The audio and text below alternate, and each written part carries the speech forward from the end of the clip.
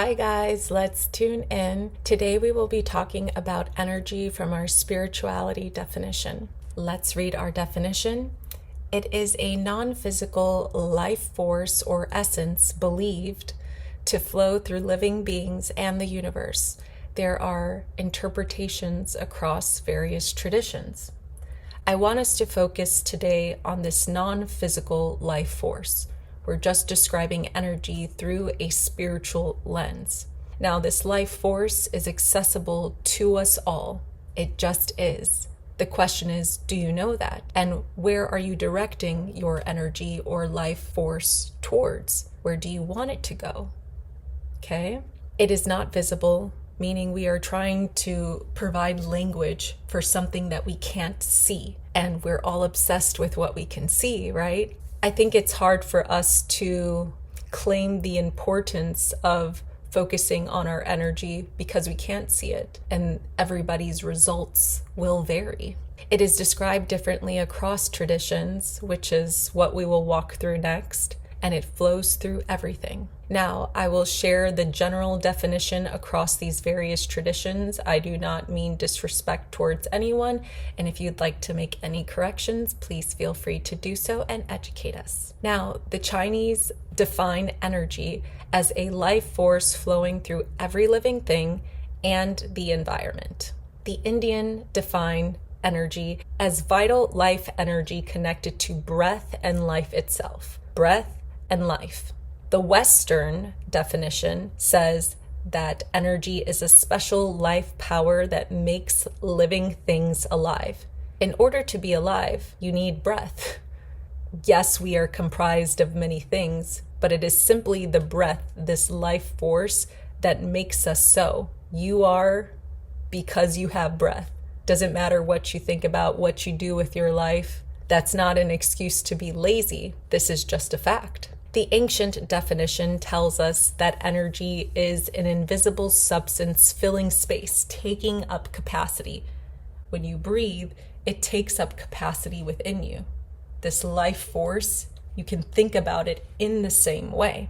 And sometimes it is linked to life and light. The indigenous last definition of energy tells us that energy is an interconnected flow between humans, nature, land, and spirit. Now, each of these traditions are describing energy differently, but we're looking for the pattern. We're looking for the link between all of the definitions that we can apply to ourselves. It doesn't matter which definition feels more real for you. In the same way, we can access our emotions through our thoughts, and our behaviors we can look at to access our emotions. It's the route that you choose to get to the goal, and the goal is to master this life force within us. So we humans are spiritual beings, right? We have this life force within us. The question becomes, if we have this within us, how do we access it? Why can't we always access it? Or can we? What else are we comprised of? We have this body, and this body's complicated. It has a mind, it has emotions, ailments. These factors, if they're not under control, if they're clogging up the system in which this energy is trying to flow within, we have to perfect as much as possible the alignment between the mind and the body. And this is why I think breath is an incredible tool, because within mindfulness practices, yoga, breath work, meditation, breath is often one of the tools used for focus. The mind is no longer latching on to thoughts because it has something to focus on. That breath is not just powering the body, but you can also send the breath to different areas of the body to aid in its healing. So now that the mind and the body are in alignment because of the breath, the only thing that is left is the spirit.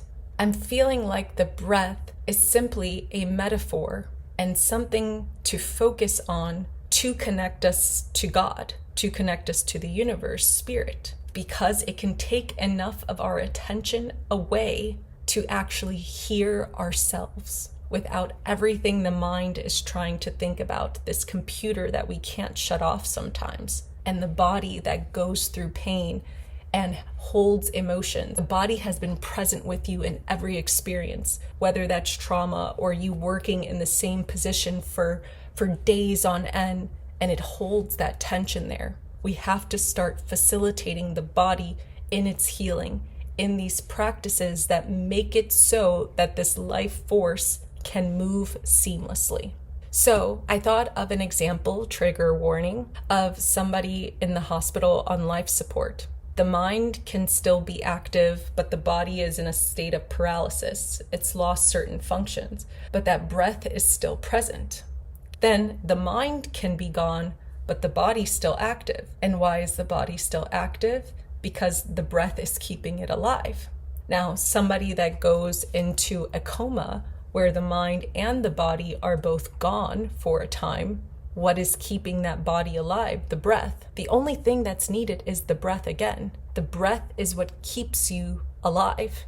It is this life force. So a lot of our discussions has been about directing the thoughts and choosing the thoughts, choosing the emotions, working through the trauma, learning to manifest, making sure we're integral with our behavior and it's in alignment with what we truly want. But again, when you can focus on something, when you can focus on this breath, to be able to clear all of the directions of what to choose, what to do, and become directionless, to allow the breath to lead you to wherever it wants, where you can hear yourself, you can hear God, you can hear this life force, because if it's within everything, now you become aware enough of it because the mechanics that have been keeping you from being able to hear it are occupied. So it's almost about becoming directionless to allow the life energy to lead you, to guide you. I want to talk about religion for a moment. I do think that religion can lead you to this enlightenment, this connection to the life force. It doesn't matter which religion it is. It's about the fact that religion helps you to focus on a text, to focus on living a particular way, to be good to yourself, to be good to God, to learn to control the body. And each of these religions do so in a different way. Islam, they pray 5 times a day.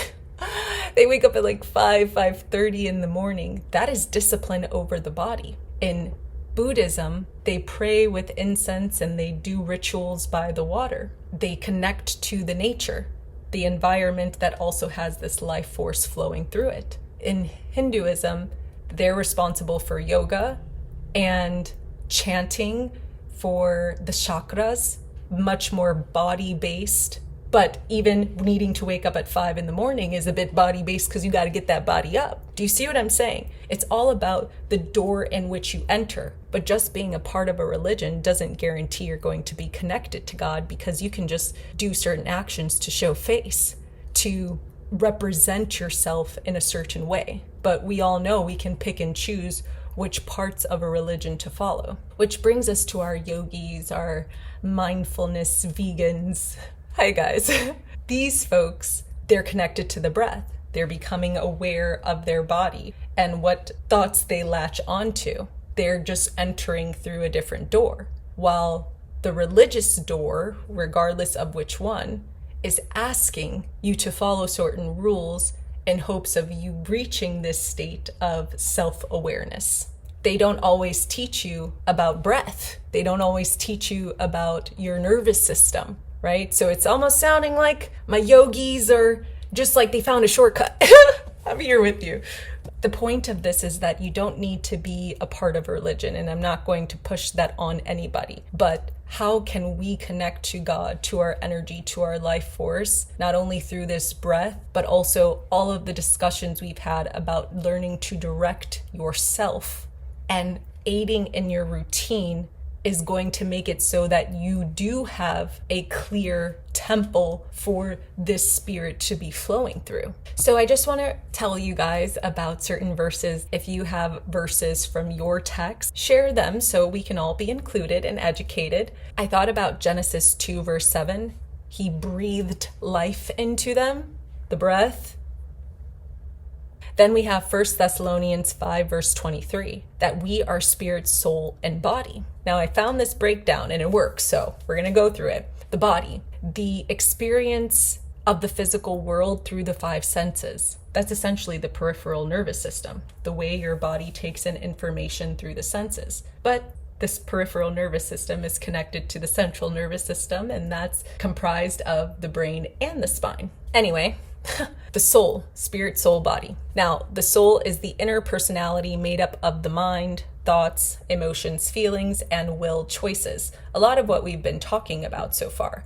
So once we can get that out of the way, all that's left is the spirit, the deepest part of a person designed to connect, communicate, and fellowship with God. Ta-da! Some other verses that I thought about were John 4:24, God is spirit, which means he does not have a flesh. And it's really this flesh that sins, this flesh that needs to be controlled. And not saying that we all don't sin, right? Because we're weak, right? But learning to master the body, to master yourself is the greatest work that I think that we all can do. And hopefully one of the outcomes will be connected to this life force. But I don't like to promise anything because it's up to how far you go with it, right? We're never completely healed, and you can get to a certain level, and because it was better than your last level, you're okay with it. But as we continue to go up, and I don't want to say anything's higher than another, but the more that you aid your body, the greater chance of this energy flowing within you, or at least being able to hear it. It's not that it's not there. It's just that you can't hear it because you have so much on your mind. If you're in pain, your attention is going to go towards that. So deal with this body. That ass. Okay. 2 other verses. Romans 12, verse 2. Be transformed by the renewing of your mind. This was a verse I thought about all the time. A part of transformation is us being able to deal with the mind. On top of 1 Corinthians 3, verse 16, which tells us that don't you know that you yourself are God's temple? Your body is a temple. You have to treat it like that. You have to have a routine that aids in this temple being clean enough for life to flow through. So I hope you guys enjoyed that. Again, focus on your breath. I hope everybody here is doing breath work, but you can do yoga, you can do meditation, and learning to perfect your routine as much as possible, get better each day, is going to aid in your temple, your body being clear enough to actually flow and to be directionless in certain moments so you can hear God, that you can hear yourself, you can hear what's around you. It's always been present. You just in the matrix. And we all get there sometimes, right? And you have to snap yourself back into reality to say, this is not that real. What's real is me, and that I am a spirit having a human experience through the flesh. So aid your spirit by aiding your body. I saw this meme that said, transformation process is a spiritual transformation disguised as a physical one. And it's not just disguised. It's necessary to get this body out of the way so you can see the spiritual results. Okay, I'm done. I love you guys. Stay tuned in. I'll be traveling this week, so I think this is going to be our only lesson. I do have a few more energy discussions, but I don't know if it's overkill at this point. And then we're going to go through telepathy, I think. Thanks for being here. I love you guys, all 35 of you. I haven't said shout out to you guys in a minute. And just so you know, I pray for you guys and just wish you all the best on your transformation journeys. And I'll talk to you soon. Love you. Bye.